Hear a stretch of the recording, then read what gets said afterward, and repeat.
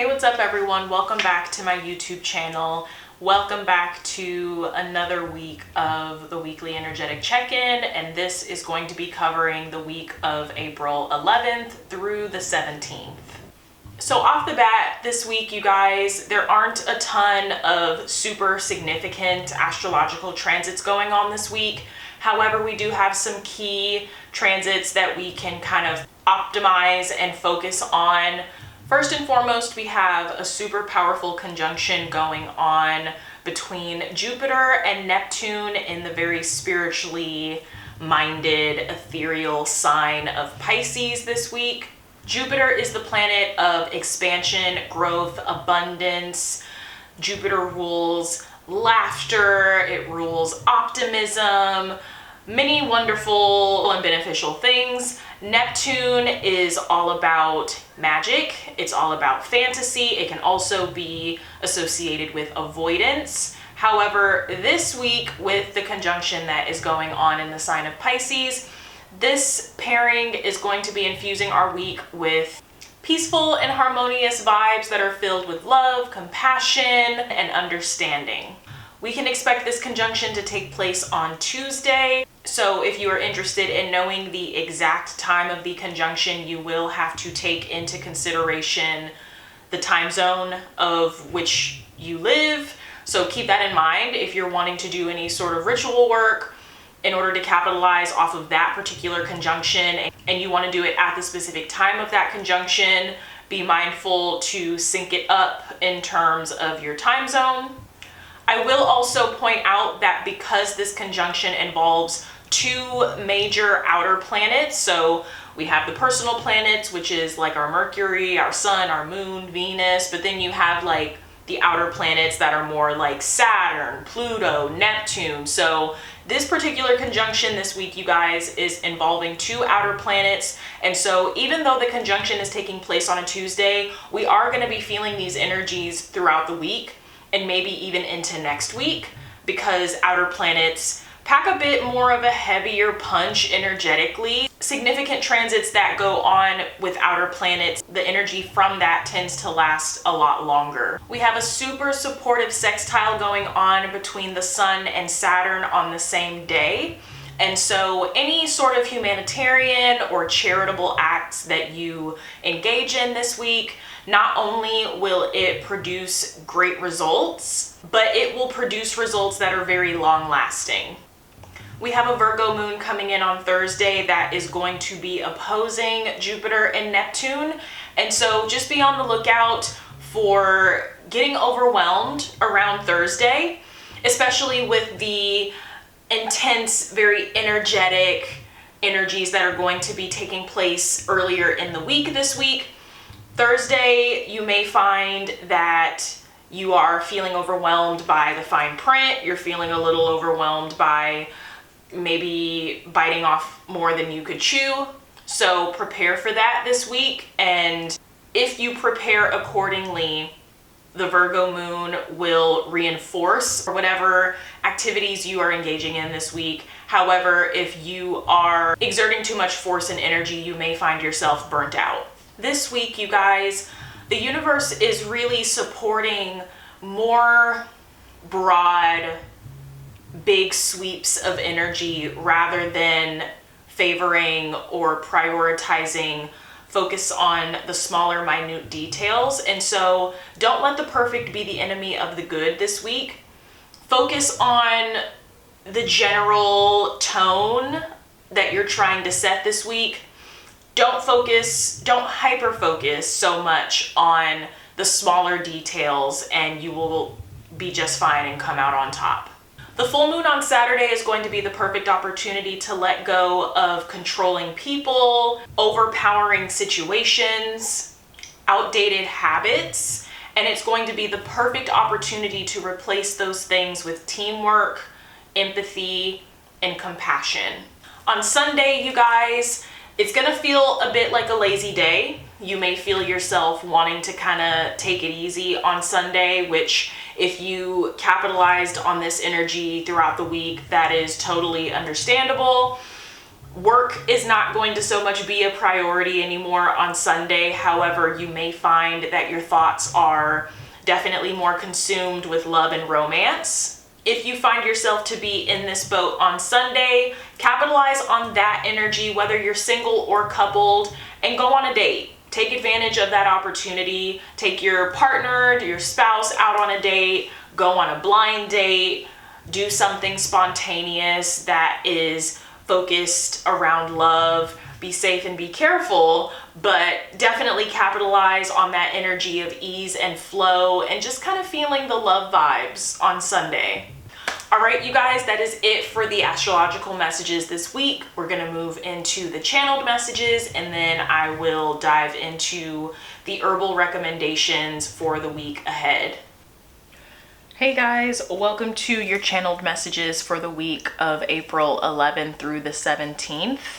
Today I'm going to be pulling our channeled messages from the Patch Tarot.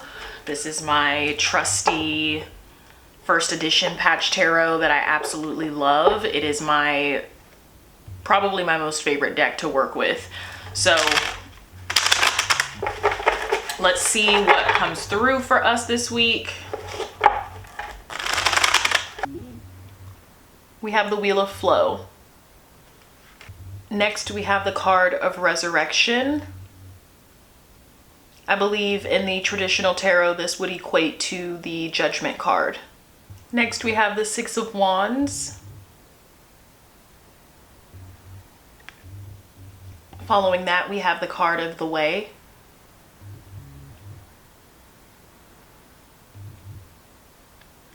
And lastly, we have the Nine of Cups.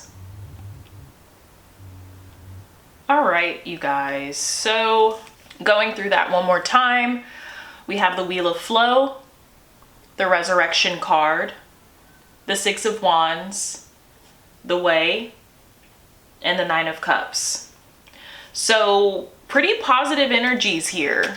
Like, these are all of these cards are speak to transformation, speak to cycles of change, flow and abundance, victory of some kind, a reward, or some sort of praise of some sort, things coming into alignment,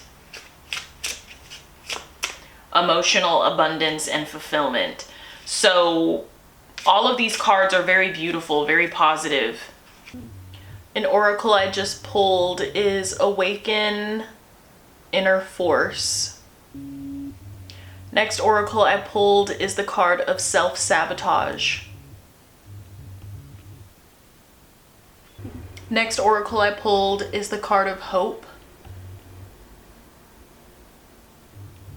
Light at the end of the tunnel if you watched last week's video. Next we have the card of Death. Transformation, transition, change. Some of us this week are still kind of tightly wound in our shells, still having a hard time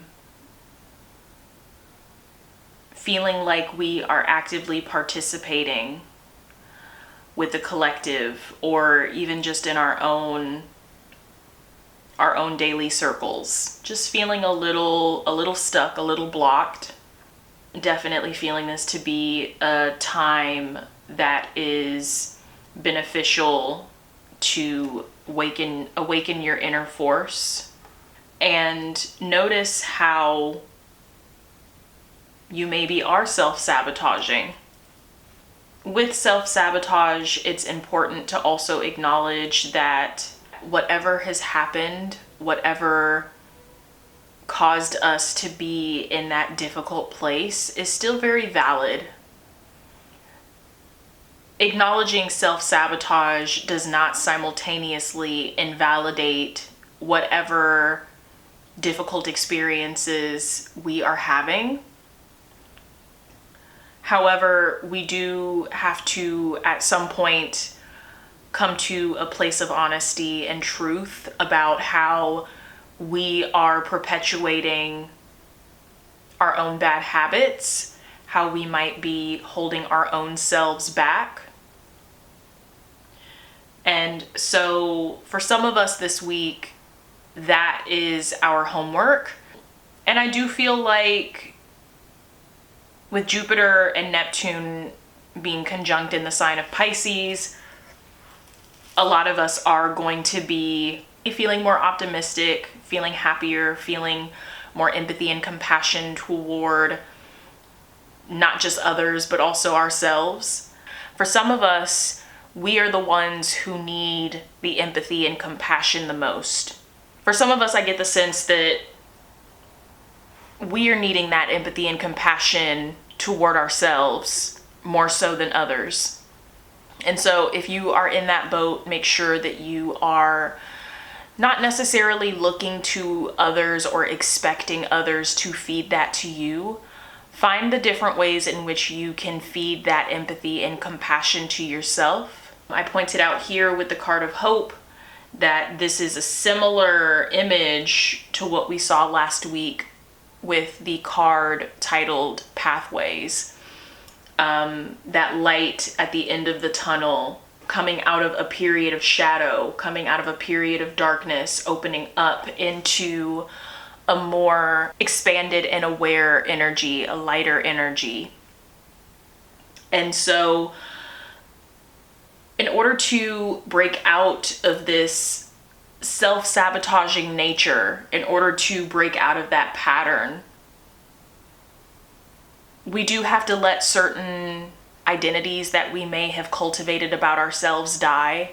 We do have to allow certain thought processes, certain narratives, certain ideas, certain beliefs. We have to let those things die, which is where the Death card comes in. It doesn't surprise me at all that the card of hope is sitting in between self-sabotage and death. I feel like there is a formula here. There seems to be a flow with how these cards came out. This week it feels like there are going to be numerous opportunities for us to start to sow certain seeds, sow different seeds into our personal gardens, so to speak. This is an opportunity to evolve, or that rather requires a certain level of engagement, a certain level of investment, attentiveness, willingness to meet it halfway, which again, I feel pairs very well with Awaken the Inner Force. So for some of us, there does need to be this sort of like calling all of your power back to you sort of thing. This is the week for us to really call in that power, that higher self, that divine energy, whatever it is that you refer to it as. Call that in so that you can break through these particular barriers that are causing limitation with this Nine of Cups, with this Six of Wands, with this Wheel of Flow, which is all about fortune, abundance, victory, emotional happiness, emotional contentment. As much as we would like for it to be otherwise, a lot of the things in human life, there has to be some sort of give and take. There has to be some sort of sacrifice. There has to be some sort of stepping out into the unknown, overcoming some sort of fear. It's not a lot of times a situation in which the energy or the circumstance or the opportunity will just fall into our lap without any engagement or any work on our end. And this is what that feels like. Now, many of us are being faced with a choice of, what can I do here to liberate myself? What can I do here to pave a new path, to forge a new way forward that feels better for me? Although there is plenty of amazing, beautiful energy in most of these cards. I do feel like this self-sabotage is, the energy behind this card is speaking very loudly. And, you know, there are many different ways in which we can sabotage ourselves. There are many different ways that we can get in our own way. And it's up to us to identify what those ways are for us, what they look like, what they feel like. Identify it and get to know it so that we can have awareness of when we are operating in that self-sabotaging energy, and we can pivot and go in a different direction instead. Because ultimately that is the only way that we are going to break into these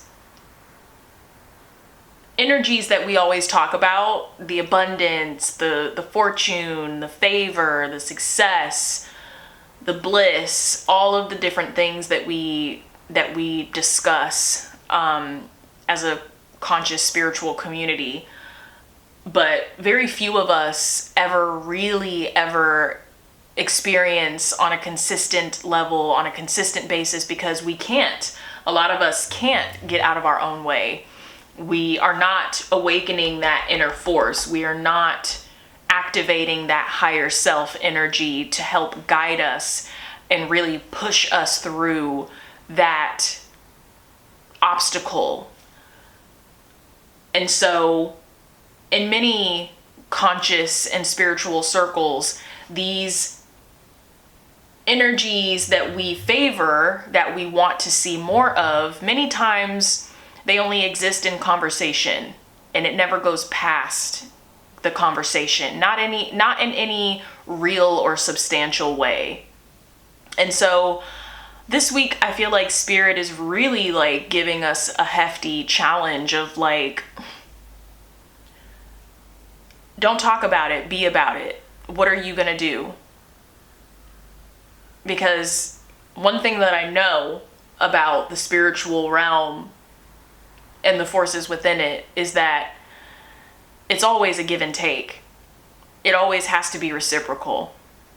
There's no force or energy or anything out there that is going to do all of the work for us. And so explore that this week, and maybe use the Jupiter and Neptune conjunction in Pisces to help you tap into that intuitively, to help you more clearly see how to navigate that particular lesson, that particular circumstance of how you might be self-sabotaging yourself.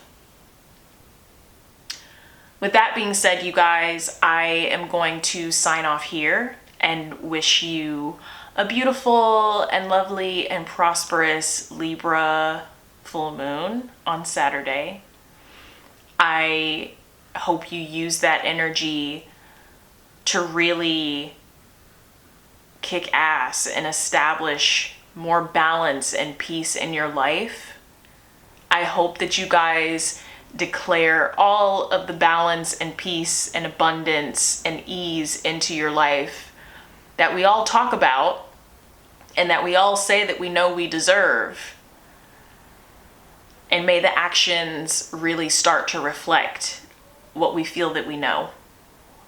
Anyway, love you guys. I'll see you in the next one. Take care.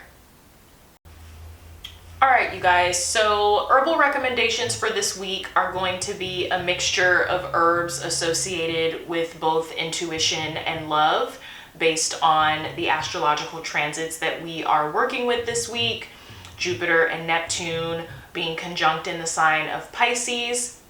We're also going to be I'm also going to be recommending herbs that are associated with love, so we can also get the sweetness and the fullness of that energy of the Libra full moon on Saturday.